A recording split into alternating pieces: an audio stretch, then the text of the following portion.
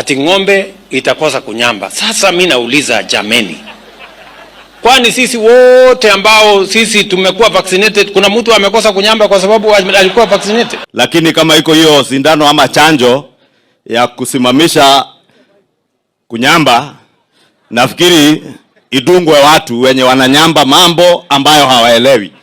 Mtu hana ng'ombe ananyamba ati chanjo sijui ya kuzuia mnyambo ya ng'ombe. Si hao watu ndio wanafaa chanjo?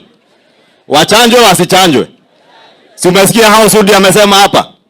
Wewe huna mbuzi, huna ng'ombe, hujui fisi na mbuzi, hujui umbwa na mbuzi, lakini ukisikia jambo ambalo litasaidia mwananchi wa kawaida, wewe ndio uko mstari wa mbele kunyamba maneno ambayo hayasaidii mwananchi. Hao ndio watu wanafaa wapewe chanjo.